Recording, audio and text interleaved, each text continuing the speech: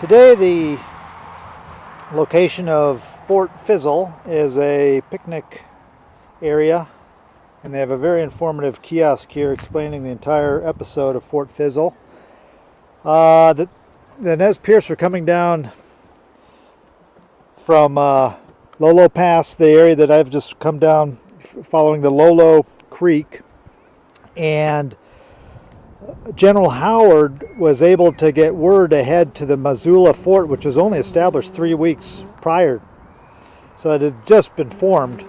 And his first order was to cut off the Nez Perce who were trying to escape down the Lolo Creek.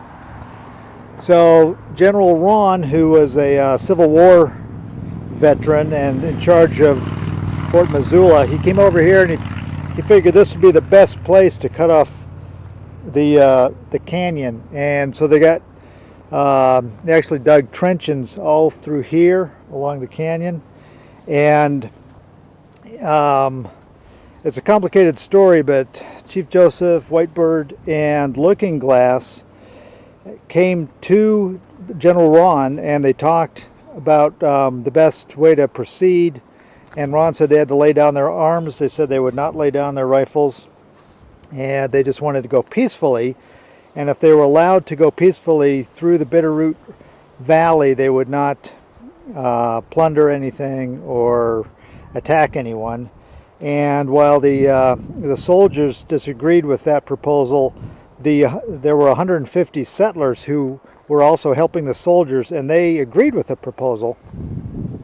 And so they basically went home, the settlers did, and then General Ron didn't have enough people to guard the canyon here. And the Nez Perce, what they did was they just went up and over the behind that hill there and went around, and henceforth this attempt to cut off the Nez Perce is called Fort Fizzle.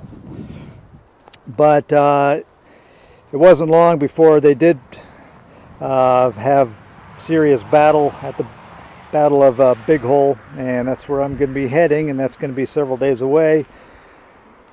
And right now I'm just relaxing after doing 20 miles along the down the Lolo Creek, and pretty tired, but beautiful picnic area here if you're near Lolo, which is just south of Missoula. We're only about 15 miles south of Missoula. Very beautiful place, and you can check out the historical kiosks they have here that are very informative. Onward on the Nez Perce Trail. There's a classic scene of Montana right there along the Bitterroot Valley. You can hear the traffic right behind me. I'm heading south down along Highway 93. And I'm extremely fortunate once again to have a just immaculate bicycle path that's been following from the town of Lolo for the last, I don't know, 8 miles. I don't know how far it goes, but I'm enjoying it as it goes. And the Bitterroot Valley, very expansive, wide open valley. And the Nez Perce, once they made it past the little barricade that became known as Fort Fizzle, the Nez Perce were following the lead of Chief Looking Glass, who had been here many times before, and they were going through the Bitterroot Valley peaceably, and it was a very tense time because the settlers didn't want, the settlers had heard that their uprising, the Nez Perce were coming, and they were extremely afraid of a Indian uprising throughout the entire Northwest. So the whole region was on pins and needles. And but the Nez Perce came through with the agreement that they would not attack anybody, and so the settlers basically let them go through. I'll be coming up to a town called Stevensville, and kind of amazingly enough, the Nez Perce came into Stevensville and bought a lot of provisions. And apparently they had quite a bit of money with them. And the people were very actually impressed with how much money the Nez Perce had with them. And everybody kind of remarked on what a noble tribe they were.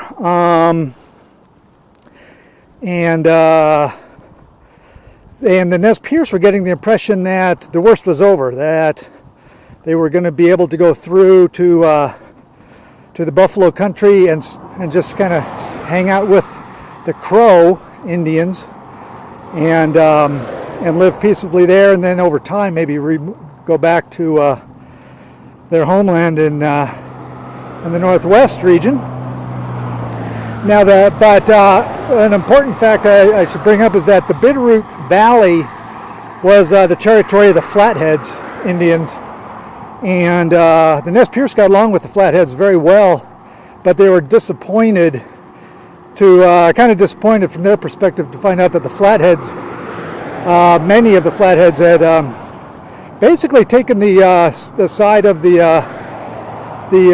U.S. soldiers, and were actually quite proud that they had never fought with the whites settlers. And so the Nez Perce really didn't get as warm a welcome from the Flatheads as they were hoping. So I'm moving on to town of Stevensville, which I think it's more of a historic town. I'll find out. And Fort Owen, which had a role in the Nez Perce because that's where many of the settlers put their wives and children, because they were seriously afraid of the Nez Perce coming through the valley. All right, onward.